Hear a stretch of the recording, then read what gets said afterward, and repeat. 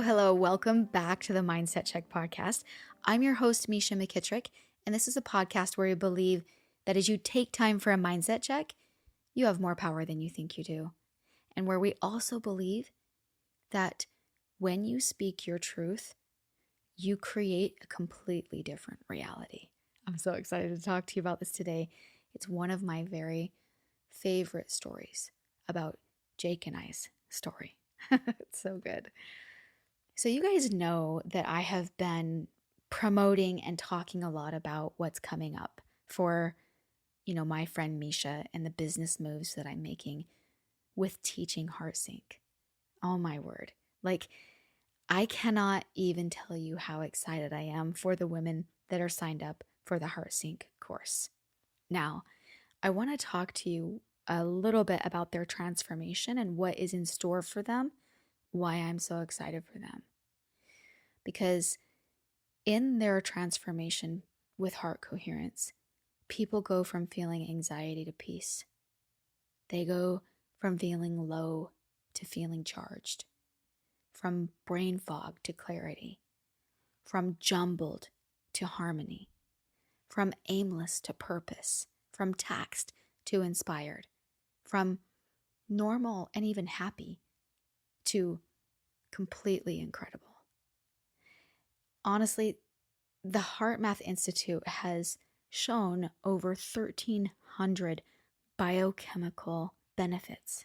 That's more than you would want to even hear about, okay? So many incredible benefits for your life, and you'll even hear a little bit about how that can come to be in today's episode, because I talk to you about how when you feel different, you create different. So if you can train your body to feel emotions, then you create a different reality, period. It's so beautiful. So that's why I'm so passionate. That's why I'm so pumped for all the women that are signed up. And the reason I'm bringing it up is because you can still sign up. Class starts Wednesday. And even if you listen to this in the future and, it's far beyond the time of class starting, this course I'm creating as an evergreen course. So it's cool for the people who are going through it because they get to, have their questions answered on a very personal, they're like, wait, this part's not working for me, explain this or that. But the idea is that with them being able to say that it helps everybody else who goes through the course in the future, right? So this course is something that will always be available. It's an evergreen course, and you can drop in and take the course at any time. There will be meditations and the science, and I'll teach you how you can actually put it to use in your life, because you're going to get the benefits for sure by tapping in and learning and becoming a master of heart coherence. But man, you also have capability to use it. So you can check out the free mini course that I did that kind of goes over this more. And anyway, I would love for you to do that. And I'll leave you all the links for everything you need in the comments below. And holy cow, I would just be so honored, privileged, and incredibly thrilled to jump into that with you. Okay, now let's get to today's episode. If you're joining us for the first time, please just know that season 1 and season 2 are both collaborations of how my current husband, and I came together, and the rocky road that led us to that point. And so with that, know that you can go back and listen to the episodes if it calls to you, or you can join us here today. We're glad you're here. All right, so here we go. What happened last? Because we did go through a few things. Do you remember how Jake and I recently broke up? We decided that we would still see each other for lunch or breakfast and that type of thing and be friends and stay in touch. And Jake's family lost his cousin to suicide, and that was a tragic event. And we talked a lot about that, and I hope that that was beneficial to you in your life. Honestly, I heard from a lot of people who said that they were either in it struggling, maybe people had just barely. One woman that reached out to me, oh my gosh, I hold you so close in my heart. her son had just barely attempted suicide, and luckily she still has him with her. Um, but this is a topic that becomes very secretive, and I just have been so grateful to go through it with you. So I hope it helped people on really incredible levels. And now we're moving forward into more of the story of how we actually come back together. It's so fun. Let's jump in. June 23rd, 1996. Graduation is over, the senior trip has come and gone, and I legally bought my first pack of cigarettes. The bus stopped in Nevada, and apparently you can buy cigarettes at 18 compared to Utah at 21. I couldn't refuse the novelty purchase to feel a little bit more like an adult. But it's not what you think. They'll sit in my drawer, and I'll eventually throw them away. California with classmates was amazing, but for the life of me, I can't understand how 3 chartered buses, that many kids, and so few chaperones will ever make sense. It cracks me up the way the advisors and student council separates the partiers from everyone else, and every year it's stories of how beer gets smuggled onto the party bus. Reminds me of my sophomore year when the coaches knew who else should have been kicked off the team, but didn't do anything about it. Had an interesting question while playing Truth or Dare on the ride home when Sarah wasn't close by. I was asked if she is someone I see myself marrying in the future. I paused to think of a tactful answer. My response: she has many qualities I would look for and would be very happy to end up with someone like her. The real truth? My first thought was Misha. How she makes me feel, what it's like to be with her. Speaking of girls, all this Sarah and Misha stuff is really getting so frustrating. Sarah does such weird things to me at times. Misha still talks of a future together, yet she's so serious with Rob now, and I thought a boyfriend is what she didn't want. It was really hard being at SUU's soccer field and seeing her car parked on 800 West and them walking to a summer class together. I certainly could have gone without that experience. It took me back to summer 1999, seeing Misha and Jesse in his Mitsubishi Eclipse at a 4-way stop sign. My heart sank then as I wondered if she would ever be an option. Crazy that here we are 3 years later, and me having no idea she was pregnant at the time, planning to get married, would lose her baby, get divorced, and end up in my life again. It's not that often anymore, but we still do the breakfast or lunch thing to stay caught up. She's even stopped by the house a time or two recently. The whole thing still just doesn't make sense to me. Sometimes I just want the time to move faster, to already be home from a mission, to then see if there really is a chance for us. My trip to Europe is just weeks away. I'm so excited. Sarah is surprisingly so sad. She leaves to Idaho soon after I get home, and we'll hardly see each other between now and then. August 18th, 1996. Sure enough, my European soccer excursion was the experience of a lifetime. London's tens of thousands out at night, Sweden's ice cream, Denmark's pastries, old world cobblestone roads and buildings, new world transportation systems, everything so green and lush, soccer everywhere.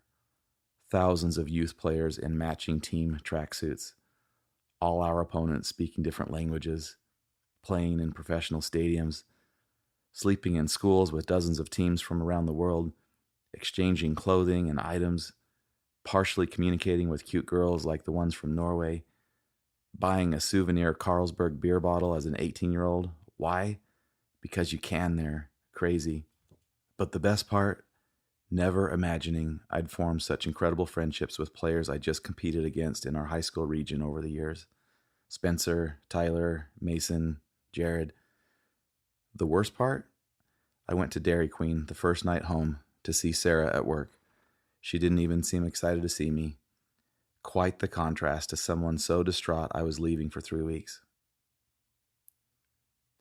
September 22nd, 1996. The artists, Sting and Sarah McLachlan. What do they have in common? These two alone have profoundly changed my life through the power and influence of their music and lyrics. I've never stopped listening to the albums Fields of Gold and Fumbling Towards Ecstasy ever since Chase died. I still reflect on words I'd intensely study while intently listening. Pearl Jam, Nirvana, Smashing Pumpkins, Stone Temple Pilots, Guns N' Roses, a long, long list actually. What do they have in common? I just can't do it anymore, at least for now. The feeling is so different. I recently went to my first concert ever, another experience of a lifetime. Me, Rusty, Lindy, and Amanda. Las Vegas MGM Grand for Sting's new album. I'd never experienced energy flow through me like that. I've never danced so funky and freely. I had everyone laughing. I didn't know music could do that to me. As for other discoveries, Misha has tainted me for life. I can't stand being single now. It was a strange phasing out of dating Sarah when she moved. Not even an official breakup. I'm now dating Lindy's friend Amanda. She's cute, fun, still in high school, but it's more of the same. It only lessens the blow of wanting to be with Misha. I now have my mission call, the West Indies mission, the islands of St. Martin down to the tip of South America, Guyana, Suriname, and French Guiana. I leave just before Thanksgiving. It's all becoming very real. I'm stuck between feeling so anxious to leave, yet some sort of funk and depression. I see no signs of Misha and I getting together like we've talked about so many times over the months. November 27th, 1996. It was so hard to fall asleep my first night here at the MTC dorm. I just laid there on my bunk, staring at the ceiling with 3 sound asleep missionaries from Utah, Japan, and Mongolia. Just hours before, my family and Misha dropped me off to a tearful goodbye. The hours leading up to this, sitting by this forever girl of my dreams for a 3-hour ride from Cedar to Provo. The night before, a unique experience giving us reason to believe that we really just might be meant to be together when I'm home in 2 years. On the driveway saying goodbye that night, she kisses me for the first time since January, the day after Chase died. So much for her rules of hugging and hand-holding only. The weeks before this, we finally resolved to spend as much time together as possible. Lots of fun dates, a family trip to Roosevelt to my cousin's mission homecoming, a picture in church clothes with my little brother Jordan, offering a glimpse of some future family photo of our own. Hanging out, watching her dance and sing, sometimes while driving, back to those thigh grabs of hers that I loved so much as her passenger, picking her up at college in my dad's ZR1. Just before all this, the triggering event. I take her to breakfast at Shoney's. I pour out my heart. I remind her of things we've said in the past regarding our thoughts and intentions for our future. I tell her, for the first time, I love her, something I've never said to anyone else. I ask her willingness to start spending more time with me as my final weeks wind down. I hold back nothing, not even the tears. In some sort of magical moment, it works. In just less than 2 weeks, I will fly off to Trinidad and luckily see her one last time at the airport, the official goodbye. Somehow I'm privileged to leave this country without worrying about her or our future. It's a confidence and calm assurance that whatever is meant to be will be. What a roller coaster of a year. Oh man, what a roller coaster of a year, like, for sure. For sure. So interesting to see how much shifting happens when you're coming into a different space. You know, when you're really moving things in your life, and how much can really happen in a year when you're doing that. So I'm dying to tell you everything. I'm just going to start right at the top. First, I just have to laugh so hard that Jake's like buying cigarettes and beer that he never consumed. Can we all just like, it's so hilarious. Um, One thing that I really love about Jake and about our relationship is truly how much he has always really cherished me, truthfully. Like, looking back on the things that he is saying and telling you, it's so real. That's part of what I love so much about our story.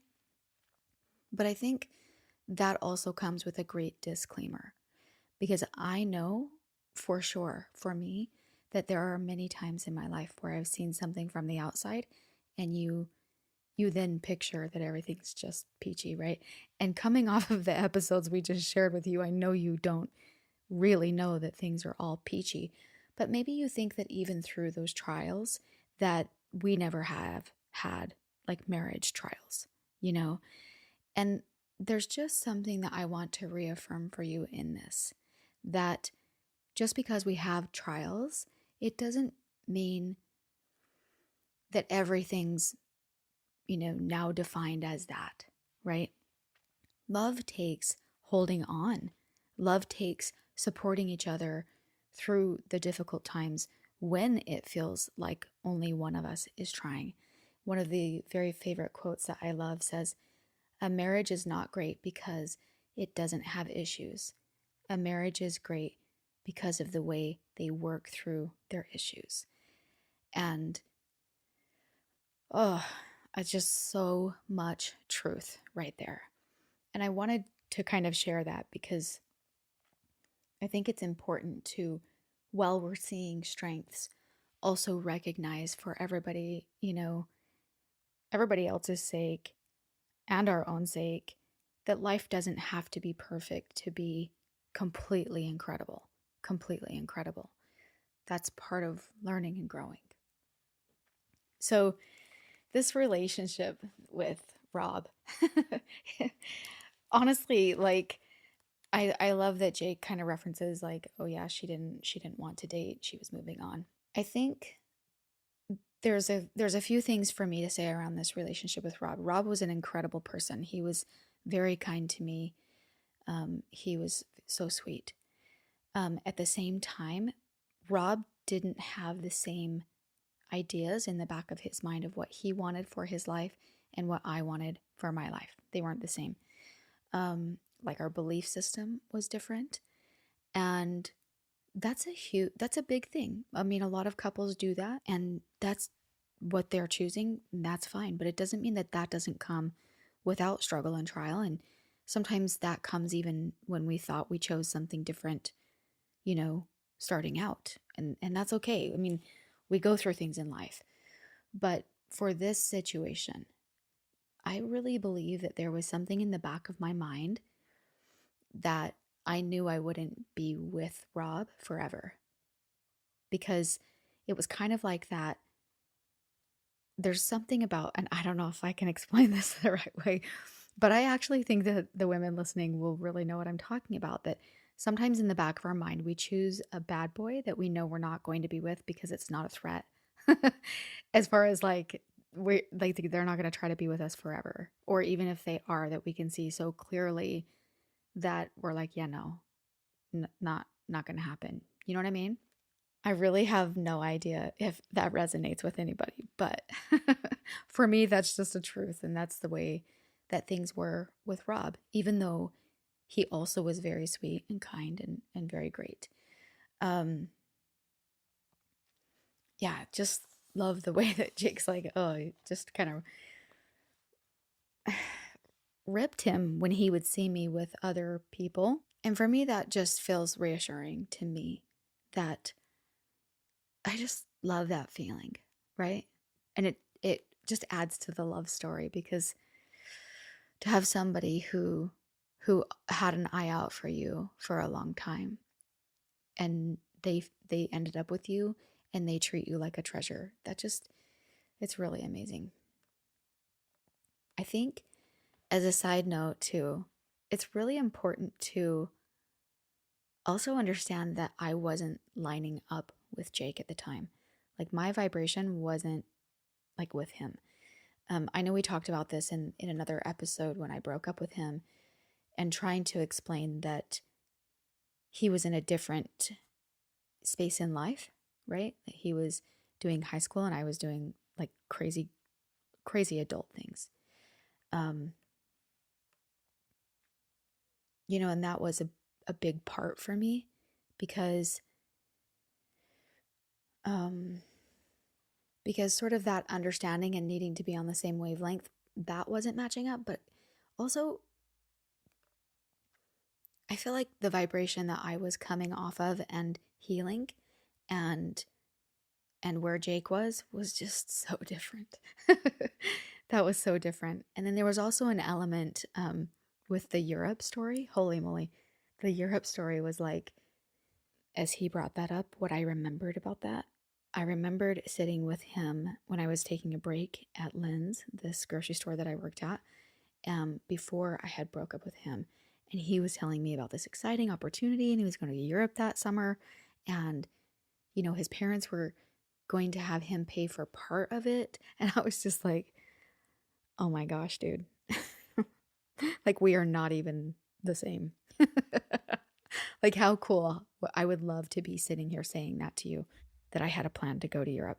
And that felt distant. And the one thing that I also really want to point out about that is that sometimes when someone is doing something that feels so far away from us, we distance ourselves and we make ourselves separate from them.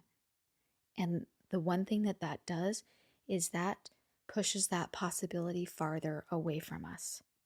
This is key. This is really a key to living, because we process something in our mind that says we're not worthy, or that's not for me, or that's so far away from where I'm at. And so it always is. Whereas the better thing to do, this has happened to me multiple times in my life, okay, where I've stepped into a situation that felt like, oh, I don't fit here, you know, in an abundant space and different things, right? And it's not until we say, tell me about that, expand my mind, show me what's possible. Because if anyone out there is doing it, you can do it too. That's just it. It's just us training our mind to think in the way that they think so that it becomes a possibility and then therefore a reality for us. This is something that like we start to see, I think, incrementally as we go through our lives, and we start to see it even bigger and bigger the more that we allow. So that's something really, really important that I also wanted to point out about the vibration of where I was meeting Jake, because that's so relevant to where you meet people in your life. Also, remember the things that were happening for me at that time. It was in May that I finally got a restraining order against Jesse. Like, this is like, whoa, what else? What? This is going on? So I looked in my journal and I wrote that I was at Rob's house and we were watching movies, and Jesse broke into my car. I have no idea how, and he rearranged a few things. He also threw rocks, beer cans, etc. at Rob's house. Totally childish and uncalled for. Finally, I took legal action. It's about time, huh? The entire morning I was in the police station filling out papers for a protective order.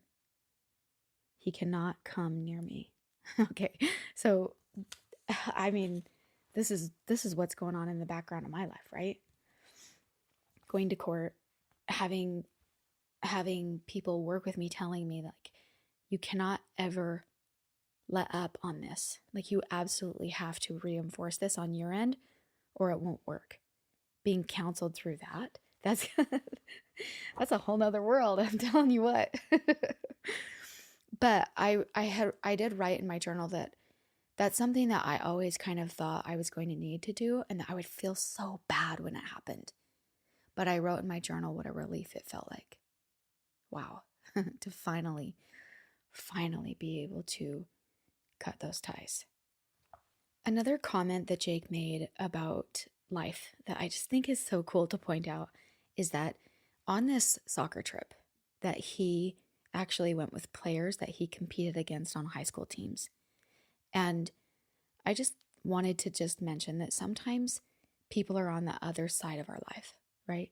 The other team, or they are living their lives differently than we are living our lives.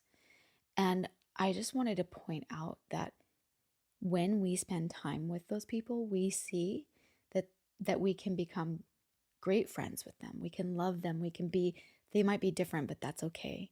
And I just loved that analogy of how real and visceral that was for Jake with what he experienced. Oh my. And I love how much music had become such a big part of Jake's life, and how, like the Smashing Pumpkins and Stone Temple Pilots, Nirvana. You guys, I don't get it. That was not my music choice. Like mine was like more like R&B, like hip hop, like rap. While Jake was listening to all this alternative. We totally line up with Sting and Sarah McLachlan. And of course there's anyway, I just think that music choice was so interesting. But he is right that music, when you're checked into a different feeling, can create such feelings, such so much emotion that music can evoke in us. And I think that's an important thing to be paying attention to. My yoga teacher this morning, we were talking about, she had this music and she's like, whoever said that music can't make you feel good. I saw this really cool like reel within the last week of this girl who's like walking around, looks all depressed. And she's like, point of view, me telling myself that music will do nothing. And she puts in her headphones and is like totally jamming because music helped her make a shift. So I loved that point about the music. Okay, so Jake, with, all that he was doing with dating, this girl, Amanda, that he was dating, super cute. And I remember being in Lindy's room kind of when we were in that teeter-totter stage. And I was good friends with his sister Lindy. Not really like outside so much of Jake, but a little bit. But I remember being at their house for something with Jake, and I remember I was in Lindy's room, and there was a picture of her and Amanda on her dresser, and it caught my eye, and she saw it caught my eye, and I remember Lindy looking at me and saying, "She does not even hold a candle to you, not even." And I remember that felt so reassuring, and I think that that's interesting that I would have felt that, well, knowing like how Jake felt, and maybe not fully knowing how he felt like me, but now looking back and going, wow, look at how he felt. Yet there was this other girl in the picture, obviously because I had another guy in the picture and blah, blah, blah, right? But it's interesting that if we don't talk about it, then the other person doesn't know. Because I remember that comment from Lindy felt super reassuring for me. We're going to talk about that a little bit more in just a minute. Okay, so when Jake is leaving and he's preparing to leave for 2 years, that was to serve a mission for our church. And so just in case if any of you are super lost going, what's the MTC? Where's he going for 2 years? What is all of this? The MTC is called the Missionary Training Center. It's where missionaries go for a couple, depending on where they're going in the world. Like if they're learning a language, they have to stay there longer. But they go for like 2 weeks to maybe a month to kind of prep them to essentially go out on their mission. And so Jake's getting ready to go and to leave, right? And he told you about this experience in Shoney's. And this experience was so big, so huge for me. So it's a buffet. We get our breakfast food, we sit down, and I was showing him pictures. And because my family and I had just gone on this really cool vacation to Philmont, and it was a scout camp. And my sisters and I we carried everything we needed on our backs for like a week and like backpacked all over through these beautiful mountains in New Mexico and just put up bear bags. And it was a really cool experience with all the things that we did, rappelling and shooting. And oh my God, it was just so full and rich. And, we traveled with my mom and dad, and they stayed at a base camp while we did that. And then we all drove home. And anyway, It was just so fun. I just refreshed myself, like reading over some of the journal entries that I wrote. But I was sitting at this table for breakfast with Jake. And mind you, in my journal, I had just written, oh, I miss Rob so much, yada, yada. I came home to, he had filled my whole room full of balloons. Misha, I love you everywhere, all this stuff. And I sit down at breakfast with Jake, and I'm showing him pictures from Philmont. And he has not taken a bite of his food. And he starts to get teary. And he really literally just looks up at me and looks in my eyes and he says, Misha, I love you. I love you. And for me, there was so much emotion in that moment. It was like all of a sudden, I was completely flooded. And I just knew. And I left that breakfast immediately and I went and broke up with Rob. Oh my word. This is when you know. This is another level of when you know, because I got word later, and I think from one of my good girlfriends, Michelle, told me that, or maybe I went over there to go get some things that I had left over there, something. He had totally like ripped his room apart, his mattress was up against the wall. I mean, it was just like, he just totally lost all control, which, I mean, can you blame him? But at the same time, that is an overreaction in my opinion, right? And it's too much. It's like losing complete control and not having the reins for that. Sometimes that's age, but he was also like old enough, right? That you're like, my kids growing up, I wouldn't even like put up with that if they did that, you know? So that was a telltale sign for me too, that was like, oh, okay, I am on the right path. That's cool, right? When we get those little glimpses of us being on the right path when we decide and make a decision. And this is essentially what I really want to talk about today, is that the whole idea of what I brought up just a little bit ago about how if we don't speak up, then the other person doesn't know. And this goes for everything in life. I mean, obviously this is a huge moment, right? Like this is like who you're going to be with for the rest of your life type of moment. And I love thinking about that kind of a moment being so small, but incredibly significant. When you think about a train and the pieces of steel that move inches, they move a matter of inches, and they cause a complete redirection for the destination of that train. Or about a plane. I love this.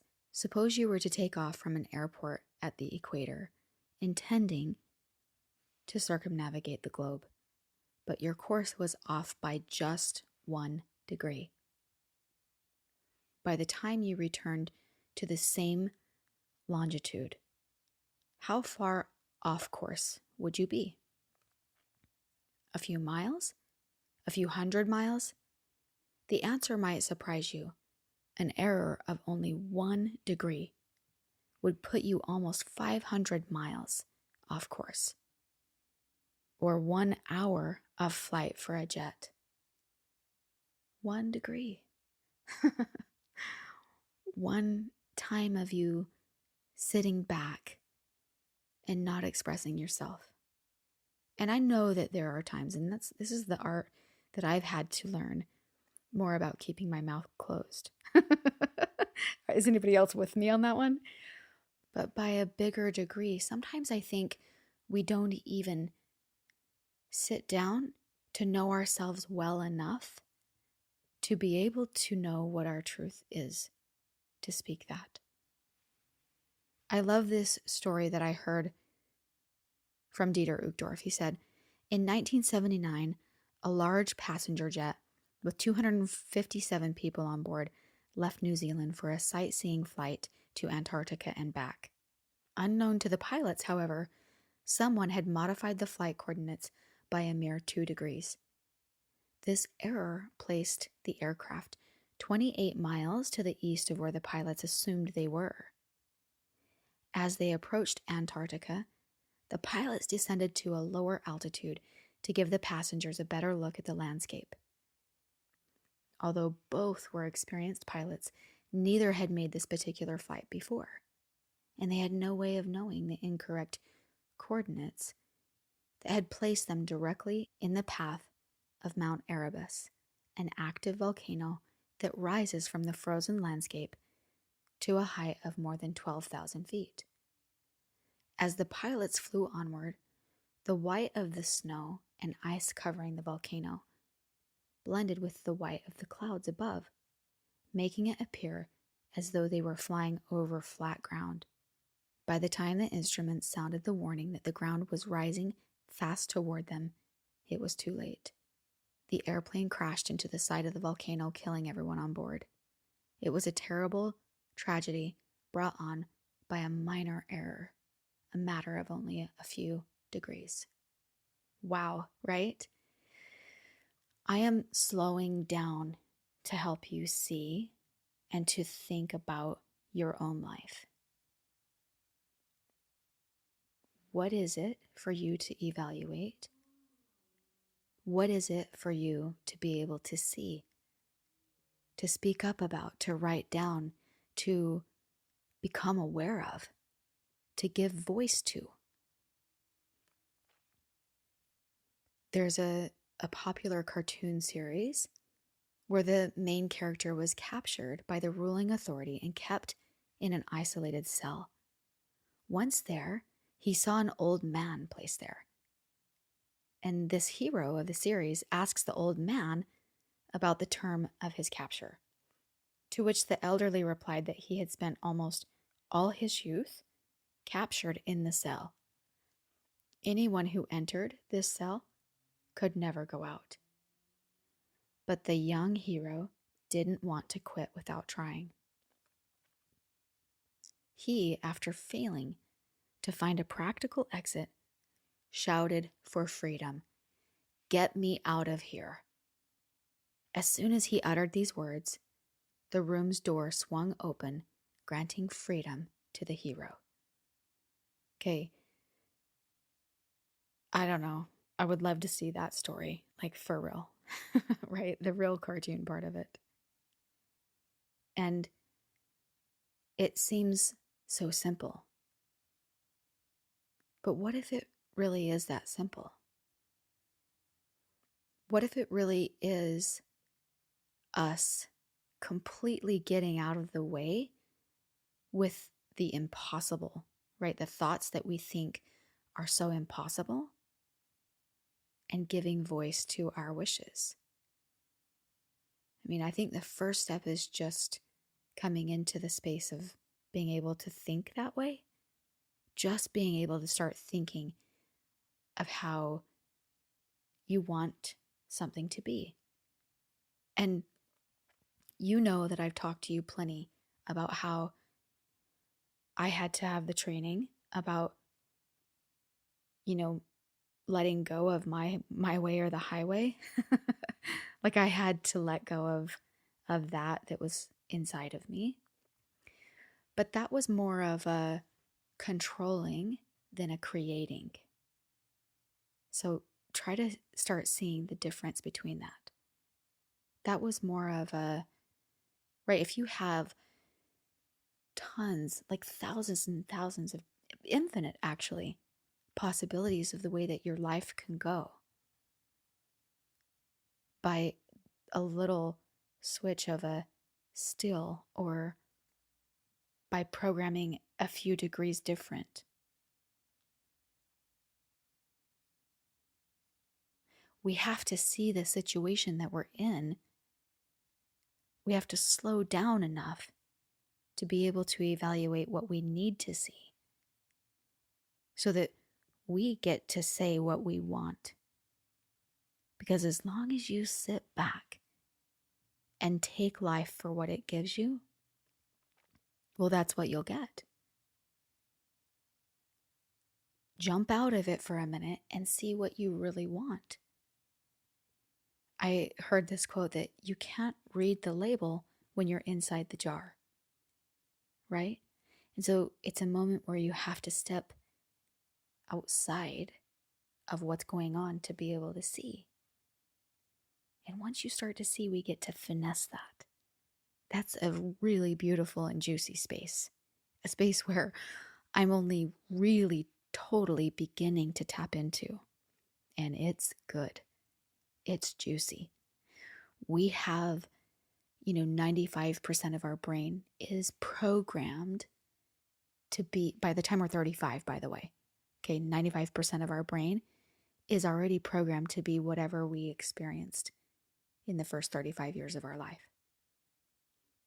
And then normally we just repeat that over and over and over and over. Unless we use the 5% of our brain. We only use a small percent of our brain all the time anyway. Let's use the best part, the part that's awake. Let's use it and reprogram by being able to see what we want first. I was camping this summer with my son. Well, I was with my whole family, and I think I've told you about this before, but my son and I were sitting out on some chairs, some camping chairs, when it was pitch dark and most people had gone to bed. And we were watching this meteor shower that was incredible. I mean, there was a shooting star. There were so many shooting stars. It was beautiful. And there were times where this meteor shower was happening, where we might have to get up and like walk to the bathroom, or we might have to, whatever, right? And guess what that needs? We need to, most of the time, turn on our flashlight so that we're not going to trip over a rock that we can't see if the moonlight's not bright enough. You know what that's like.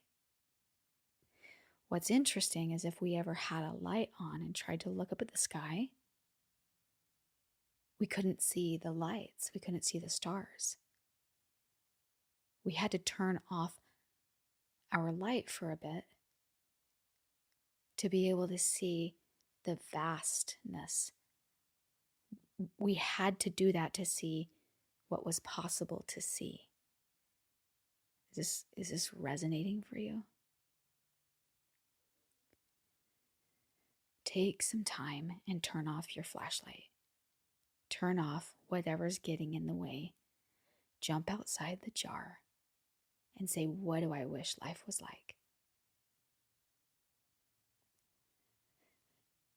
And let yourself start to believe.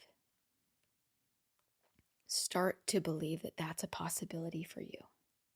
There's an entire sequence, and part of it is teaching your body to feel new emotions so that you can welcome in a new reality, right? Because your old reality is so much a part of you because of the emotions that you repeat over and over and over. Does that make sense?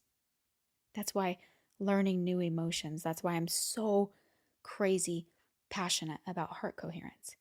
Because when you teach your body to feel different, then your life can become different. So if all of our life is now, once we're 35, repeating all these emotions so that we continue to have the same life over and over, we have to start getting okay with feeling something different. And so at first, you start to declare these things that you wish life was like. And maybe that's speaking your truth to a person. Maybe that's speaking a truth to yourself. Maybe that's writing it down. Maybe what we're doing is actually, the work that we do in the Power Up course, where we're actually transforming that subconscious mind and those beliefs to be able to bring in to us a new reality. This is the most beautiful and juicy work, and it's real. You just have to plant the seeds. You have to take the time to see what the course of your path looks like. If you continue, look, the bottom line is if you continue doing the same thing you've always done, you get the same results, right? And so we have to stop, turn off our flashlight, get out of the jar, watch, look at it, write it down, make sure it's really clear. You know the movie Sound of Music? And then there's that beautiful song inside the movie. It's called Edelweiss. That song actually has like, oh, I could feel my whole heart because it just reminds me of my grandfather. And it also reminds me of my sister because together it reminds us of our grandfather, right? That's a cool thing. But I love that song when it talks about Edelweiss and it being the flower of the Alps. And this flower is small and white, clean and bright, right? It covers the beautiful hills of Switzerland. And if you were to see the seed of an Edelweiss, it is tiny. It's tiny, like small, dry flecks of pepper. But what they might become is a mature plant that weathers the storms and that blooms beneath the snow and gives so much beauty to those alpine slopes and meadows. Those tiny seeds, within those tiny seeds, they have the potential for vigorous and beautiful life. And that is the same as your sweet, gentle wishes for your life. That if you choose, dare to dream, right? Dare to dream. This is a real deal. This is what really brings forward reality. And those are the beginning steps. So I'm hoping that today that you see that through this action of Jake taking a stand and saying what he wanted, it completely changed the trajectory.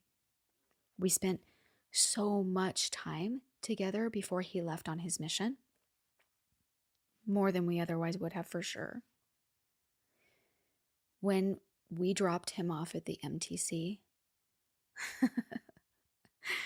like it used to be that you could go inside with the missionary and there was like this whole like kind of goodbye program thing. We would sing and the whole thing. I was sobbing. I was so touched by the Spirit when he was there and being there with him and supporting him through this choice. And I was sobbing that he was leaving. And the only reason that I was there is because he dared to voice what he felt. So I hope that you see that through the daring, through the courageous ability to stand forward in your life, to create, to dream, to say how you wish it could be, not out of controlling, but out of creation. There are so many steps that you then turn the wish. It's not even a wish anymore. You turn it into a reality. You associate with that first, that it's real, and then it shows up. There's so much more to that. But I hope that you can see that through the very beginning stages, that you start to change your brain. And through that, you have more power than you think you do. I hope you got something out of that episode. If you loved it and you feel like it would help someone, then please share it. If you have any questions or comments, you can reach out to me at hello@myfriendmisha.com or DM me at myfriendmisha on Instagram. I also really love getting the comments from you guys about how much you're liking Jake being involved in the podcast. And Jake loves it too. It really does mean so much to him. And You guys are so incredible the way that you share that and that you are lifting. And just thank you so much for giving us a reason, right? It's cool to do it to like have it for our future, for our family, and whatever, who knows what, right? But our purpose is for you. And it's so cool to hear back from you. And so thank you so much. I wanted to remind you that you can support this podcast in moving forward when you're on Amazon. And especially with the holiday season coming up, and there's a lot of purchasing. And honestly, I don't know about you, but I buy a ton of things on Amazon. And one of the ways that you can support this podcast, you can give back and circle back here, is by purchasing your things through my link. It doesn't cost you more. It's just that we get a kickback for referring you there. And Amazon's the bomb. So why wouldn't you want to shop at Amazon, right? So when you shop, instead of typing in just Amazon.com, it's as easy and as simple as typing in Amazon.com/shop. That's what you're going to do, right? Shop /my friend Misha. So Amazon.com/shop/my friend Misha. And then it just triggers the system to say, hey, anything you purchase there within the next, I think 24 or 48 hours, that will trigger and give a kickback to the podcast. So just wanted to put that little bug in your ear. And thank you so much for all that you're doing in all the ways of good and spreading light and goodness. I wanted just to leave you with the reminder of those Edelweiss seeds, that something so tiny that you think, or something so tiny that you feel and write down and you choose to do something different, can bring about something so beautiful. Thank you so much for being here with me. Until next time, my friend.